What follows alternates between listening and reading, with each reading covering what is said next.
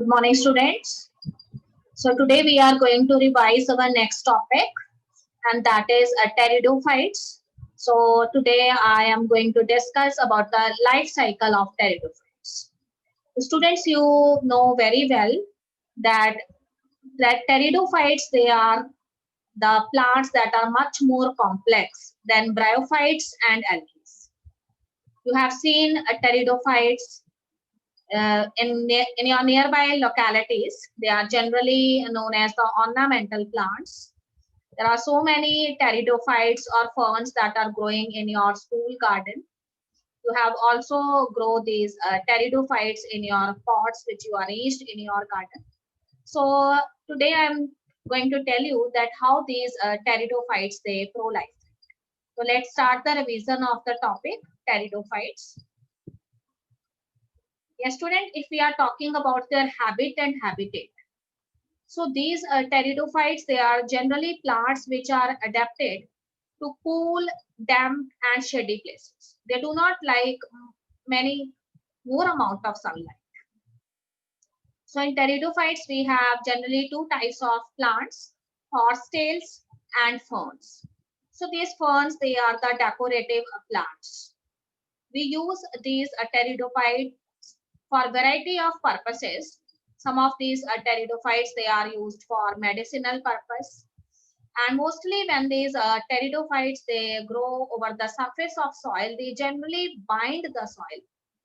So they are commonly known as soil binders too. As I have already discussed that they are the ornamental plants. They are generally grown in houses, parks, schools as decorative plant because of their beautiful leaves. And these leaves, they have characteristic designs, characteristic colors too. It is a belief about the pteridophytes that they are the first terrestrial plants which possess the vascular tissues, xylem and phloem. As you have studied bryophytes too, but there are no vascular tissues present in bryophytes. But in pteridophytes, the vascular tissues, they are first observed. That means here the xylem and phloem tissues, they are well differentiated. And regarding their habitat, I have already told you that they are adapted to cool, damp and shady places. They do not require much amount of sunlight. And the growth of this pteridophyte, it takes place properly in the sandy soil conditions. They grow very well in the sandy soil conditions.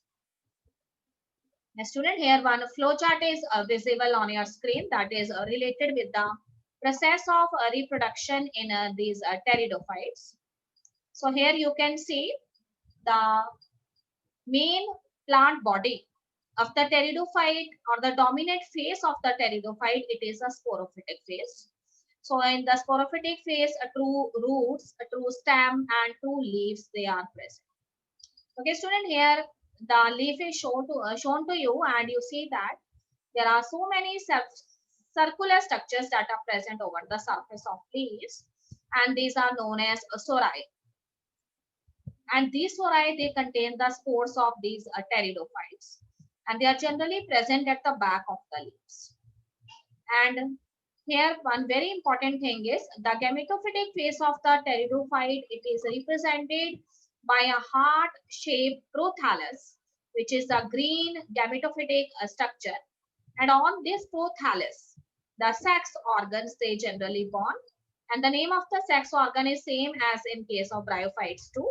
These are Archegonia and Antheridia. So you know very well that Antheridia are the male sex organ and Archegonia, they are the female sex organ. And inside this Antheridia and Archegonia, male gametes, anthozoid, and female gametes, ovum or egg cells are formed, which later fuse to form zygote, and zygote later converts into embryo. And this embryo development, it takes place inside the Archegonia, which is the female sex organ, and later the embryo, it later forms the sporophyte of the pteridophyte. So in this way, the life cycle of the pteridophytes, they proceed. So let us study the life cycle of pteridophytes in detail. So as I have already discussed, the main plant body of the pteridophyte, it is known as sporophyte. And this sporophyte, it is differentiated into true root, stem, and leaves. And the vascular tissues, that is xylem and phloem, they are properly developed and differentiated in these plants. And the leaves of these pteridophytes, they are called as sporophylls. As we know that there are two types of pteridophytes. Some are homosporous and some are heterosporous. So heterosporous pteridophyte have two types of leaves. The small leaves, they are known as microsporophylls, and the large leaves, they are known as the macrosporophyll or the megasporophyll. So if we have a species of a heterosporous pteridophyte, this means we have two types of leaves. The small leaves are microsporophylls, and the large leaves, they are the megasporophylls. And the example of heterosporous pteridophyte is Selaginella. Besides Selaginella, you can also give the example of Salvia. But if you have to give the example of homosporous species of pteridophyte, then you can give the example of Lycopodium. So here all the leaves are of same size. Okay, student, what these sporophylls do? As these sporophylls, they are properly spirally arranged on the respective branches, but those sporophylls or leaves which are present at the tip or the apex of the branch, they later join together and they form cone-like structures. So these distinct, compact cone-like structures, they are known as strobili. So what I said, the sporophylls that are present at the tip, they fold together, they assume the shape of a cone, and in this way, the cones which are formed at the tips, they are known as the strobili.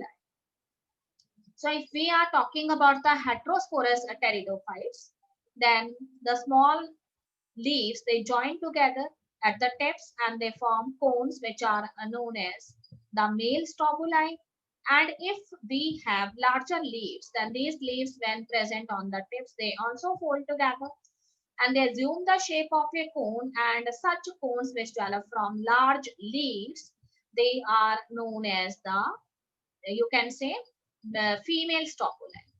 Okay, student, what happens if you open these cones and see inside the strobili? What is present? A structure is present, and that is known as a sporangia. What it is known as a sporangia that is present inside the cone, whether it is a male cone or whether it is a female cone.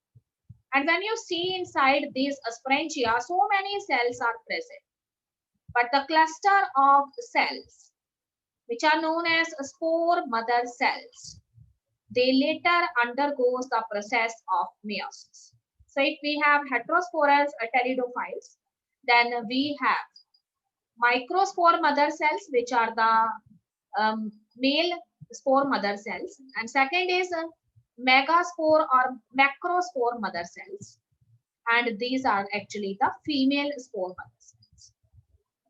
What happened? These spore mother cells, they undergoes meiosis, and after meiosis, they form the haploid spores. And these haploid spores, they germinate and form a inconspicuous, small, multicellular, free-living, photosynthetic, heart-shaped structure, and that is known as a gametophyte. And this gametophyte of the pteridophytes is called as prothallus. So always remember, prothallus is heart-shaped, it is green, it is inconspicuous, photosynthetic gametophyte. Now, what is the special thing about this prothallus?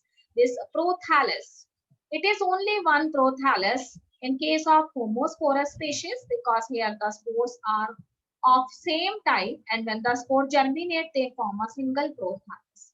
But if we have heterosporous pteridophyte, then here the microspore, they germinate to form the male prothallus, and the megaspore or macrospore, they germinate to form the female prothallus. And here the sex organs, that is the male sex organ. This male sex organ, it grows on the male prothallus, and the female sex organ, that is archegonia, it grows on the female prothallus. But in Homospora species, both the antheridia and the archegonia, they grow on the same prothallus. Okay, student, now what happened? This prothallus, it always required a cool, damp and shady place to grow life. They do not like much more amount of sunlight. So if more amount of sunlight is given to this prothallus, it is not able to survive. So that is the reason why these pteridophytes, they are restricted to a narrow geographical ranges, because they are adapted for cool, damp and shady places. Okay, student, now this prothallus, which is actually the gametophyte, it later bears the male and female sex organs, and you know the name very well, that here the male sex organ is antheridium, which is a disc shape, and the female sex organ is archegonium, which is the umbrella shaped structure. In Heterospora species, they are growing on two different prothallus, male and female prothallus. But in Homospora species, both the antheridium and the archegonium, they grow on the same prothallus. Now what happened? Inside the antheridium, which is the male sex organ, anthrozoids are formed, which are the male gametes. And these anthrozoids, after releasing from the antheridium, they fall on water, they swim through the water, and finally they reaches the archegonium. They enter through the neck of the archegonium and they comes in contact with the egg cell, which is present inside the archegonium. Now fusion of the anthrozoids with the egg cell, it takes place, and as a result a zygote is formed. So remember, the gametes, they are haploid. This means after the fusion of two gametes, male and female gamete, anthrozoids and egg cell, the zygote which is formed, it is a diploid or 2N type of structure. Now this zygote, it produces the well-differentiated sporophyte of the pteridophyte, which is the dominant phase of the pteridophytes. Now in majority of the pteridophytes, you know that all the spores, they are of the similar kind. So such plants where all the spores of the pteridophytes, they are of the same type, such type of pteridophytes are known as homosporous pteridophytes. For example, Lycopodium. Yes, student? There is another type of pteridophytes which are known as heterosporous. So genera like Selaginella and Salvinia, they have two different type of spores. The larger spores are called the macrospores, and the smaller spores, they are known as the microspores. And such type of plants where two dissimilar type of spores are present, macro and microspores, these plants are called heterosporous pteridophytes. Okay, student, both the micro and the macrospore, they germinate and they form the female and the male gametophyte respectively. Then the female gametophyte in these plants, they are retained on the parent sporophyte for a variable period of time. Now the development of the zygote into the young embryo, it also takes place inside the female gametophyte. So as you know, the female gametophyte, it is actually the site where this zygote, it later develops into embryo. So that's why you can consider it as a precursor of the seed habit. So this event is the precursor of the seed habit, and it can be considered as an important step in the process of evolution.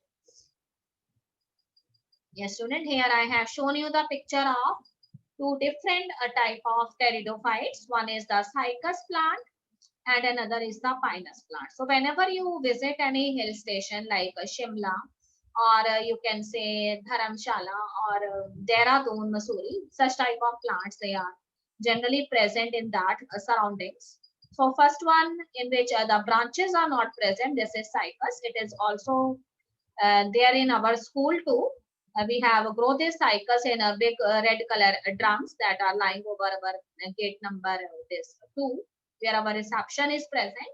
And then other is pinus. So these are the cones. I have discussed the male and the female cones, they are present.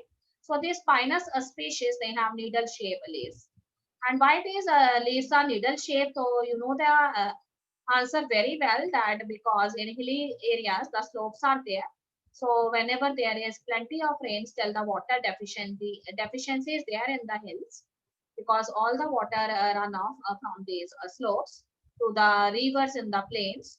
And because of that deficiency, in order to prevent the loss of water, these plants, they have needle shaped leaves to prevent the loss of water through transpiration. So this is the species of pinus, and these are the male and the female cones in various stages of development, and these are the species of this cycas. Cycas is a plant in which branches are not present.